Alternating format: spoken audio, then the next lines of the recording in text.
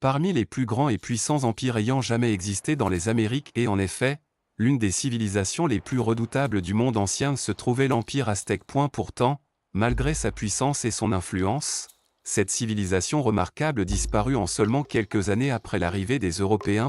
Qui étaient les Aztèques? D'où venaient-ils? Quel genre de vie menaient-ils, et quel héritage ont-ils laissé? Et peut-être la question la plus troublante, comment une civilisation aussi vaste et complexe a-t-elle pu tomber aussi rapidement? Partons ensemble à travers l'histoire de l'Empire aztèque de ses origines mythiques à sa fin tragique. Les Aztèques faisaient partie de la vaste région culturelle mésoaméricaine, qui s'étend du centre du Mexique à l'actuel Guatemala, Belize, Honduras et Salvador. Cette région abritait certaines des sociétés précolombiennes les plus avancées des Amériques, notamment les Olmèques, les Mayas et les Toltèques. Le peuple que nous appelons aujourd'hui les Aztèques se désignait lui-même sous le nom de Mexica, prononcé Mexica. C'était une tribu semi-nomade parlant le nahuatl et qui, selon leur légende, provenait d'une terre mythique située au nord, appelée Aztlan. Le nom, aztèque, vient en fait du mot azteca, qui signifie « peuple des Aztlans ».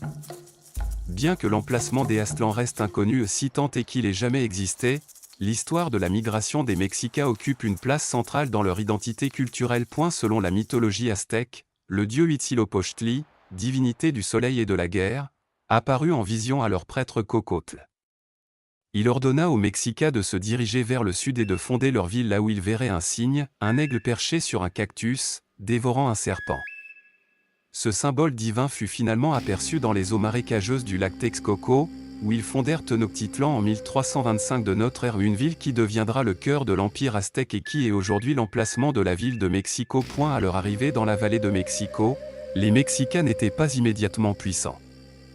En fait, ils étaient méprisés par des cités-États plus établies. La terre qu'ils occupèrent était marécageuse et peu désirable, mais grâce à une ingénierie remarquable et une détermination farouche, ils la transformèrent en une cité florissante. Ils construisirent des chinampas, jardins flottants artificiels pour l'agriculture, ainsi qu'un vaste réseau de canaux et de chaussées. Tenochtitlan allait devenir l'une des plus grandes et des plus éblouissantes cités du monde ancien, avec une population dépassant 200 000 habitants à son apogée. Le système politique des Aztèques était une monarchie centralisée avec des éléments de théocratie. Chaque cité-État, ou altepetl, était gouverné par un Tlatoani, un roi dont le titre signifie littéralement « celui qui parle ».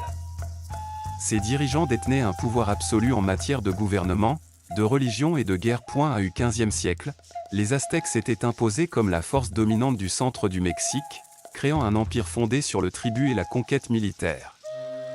Plus de 50 cités-États furent intégrés à leur empire par la guerre ou la diplomatie. Le tribut affluait vers Tenochtitlan sous forme de nourriture, pierres précieuses, plumes, cacao, textiles et esclaves. Au cœur de leur système impérial se trouvait une stratification sociale rigide.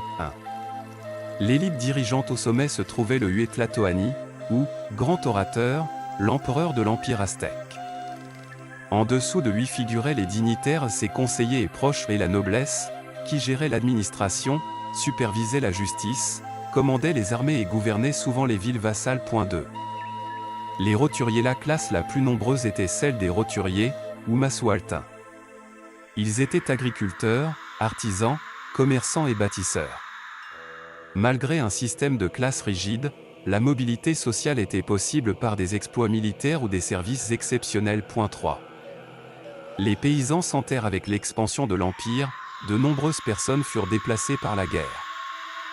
Bien que la terre fût traditionnellement attribuée aux familles pour leur subsistance, les conquêtes entraînèrent la création d'une classe de paysans sans terre, travaillant comme ouvriers pour des familles ou seigneurs plus puissants. 4. Les esclaves. Tout en bas se trouvaient les esclaves, ou tlacotins. Contrairement à l'esclavage européen, l'esclavage aztèque n'était pas héréditaire, et les esclaves pouvaient racheter leur liberté. Certains étaient réduits en esclavage pour dette, en guise de punition, ou après avoir été capturés à la guerre.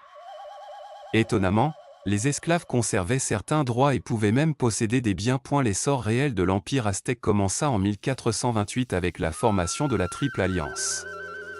Avant cela, les Mexicas étaient sous la domination d'une cité-État puissante appelée Azcapotzalco, dirigée par les Tépanèques. Lorsque les tensions entre les Tépanèques et d'autres cités-États augmentèrent, les Mexicas y virent une opportunité. Sous la direction d'Itzcoatl, les Mexicas formèrent une alliance avec Texcoco et Tlacopan, deux autres cités mécontentes. Ensemble, ils déclarèrent la guerre à Azcapotzalco, les vainquirent, et mirent fin à leur suprématie. Cette triple alliance allait dominer le centre du Mexique, avec Tenochtitlan comme puissance suprême. Au fil du temps, les Mexicas éclipsèrent leurs alliés, et le terme « Empire aztèque » fait essentiellement référence à cette coalition dirigée par les Mexicas. Une fois leur pouvoir consolidé, les Aztèques lancèrent des campagnes militaires agressives pour agrandir leur territoire. Sous des dirigeants comme Moctezuma Ier, ils conquirent de vastes régions, dont Chalco, Xochimilco, Cuauhnahuac, l'actuel Cuernavaca, et même des parties d'Oaxaca et de Veracruz. Leur empire s'étendait du golfe du Mexique à l'océan Pacifique, englobant divers climats, cultures et langues. Ce qui le maintenait uni, c'était le système de tribus. Les régions conquises devaient fournir régulièrement biens et main-d'œuvre à Tenochtitlan. Tout refus entraînait souvent des représailles brutales. L'armée aztèque n'était pas seulement un instrument d'expansion, mais aussi un moyen d'ascension sociale. Les roturiers pouvaient gravir les échelons en capturant des ennemis au combat, notamment pour les rituels religieux. Et la religion aztèque était profondément liée à leur vision de l'univers. Ils croyaient en un cosmos cyclique, soutenu par les dieux et nourri par les sacrifices humains. Le soleil, élément central de leur croyance, était perçu comme fragile et nécessitant une alimentation constante. Sans offrande rituelle, il ne se lèverait plus, et le monde prendrait fin. Ainsi, le sacrifice surtout humain était un devoir sacré. Les temples, comme le Templo Mayor à Tenochtitlan, étaient au cœur de la vie religieuse. Les cérémonies comprenaient musique, danse, offrande de nourriture, d'encens et de sang. Les captifs de guerre étaient souvent sacrifiés aux dieux, surtout à Huitzilopochtli, dieu du soleil et de la guerre.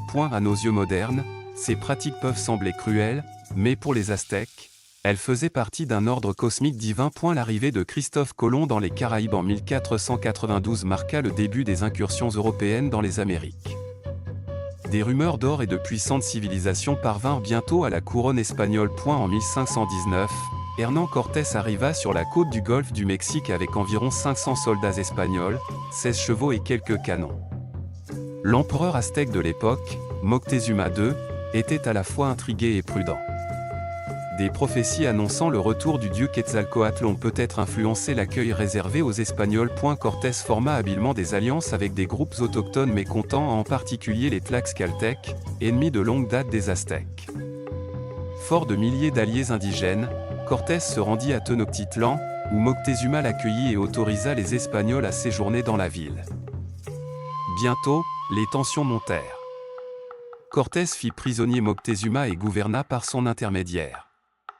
En 1520, alors que Cortés s'absenta brièvement pour affronter une autre expédition espagnole, ses hommes massacrèrent les nobles aztèques pendant une fête religieuse. Cela déclencha une révolte. Cortés revint dans une ville en pleine insurrection et dut fuir lors de la Noche Triste, ou « Nuit des douleurs », mais Cortés n'en avait pas fini. Après s'être replié à Tlaxcala, Cortés revint en 1521 avec des renforts, 700 Espagnols et plus de 70 000 guerriers indigènes. Il assiégea Tenochtitlan, coupant les vivres et l'eau potable. Simultanément, la variole introduite involontairement par les Européens ravagea la population aztèque. Sans immunité, la maladie se propagea rapidement, tuant des dizaines de milliers de personnes, y compris de nombreux dirigeants et guerriers. Le 13 août 1521, après des mois de siège et de famine, Cuauhtémoc, le dernier empereur aztèque, fut capturé. La grande Tenochtitlan était en ruine, marquant la fin de l'empire aztèque. À première vue, il pourrait sembler qu'un petit groupe d'Espagnols ait vaincu un immense empire grâce à une technologie supérieure. Mais la vérité est bien plus complexe. L'empire aztèque tomba à cause d'une tempête parfaite, ressentiment généralisé chez les peuples soumis, conflits internes, maladies dévastatrices, et manipulations stratégiques de Cortés. Malgré sa chute, l'héritage des Aztèques perdure. Leur influence est encore visible dans la culture mexicaine, la langue, la cuisine et l'identité nationale. L'aigle sur le cactus vu pour la première fois dans cette vision légendaire est désormais immortalisé sur le drapeau mexicain. L'histoire des Aztèques est faite de splendeur et de tragédie, de mythes divins et de réalités brutales. Ils bâtirent l'une des civilisations les plus avancées du monde ancien, pour être finalement anéantis par des forces qui les dépassaient. Mais leur réalisation en architecture, gouvernance, agriculture et art continue de fasciner les chercheurs et d'inspirer les générations. Même si leur empire s'est effondré, l'esprit des Aztèques continue de vivre.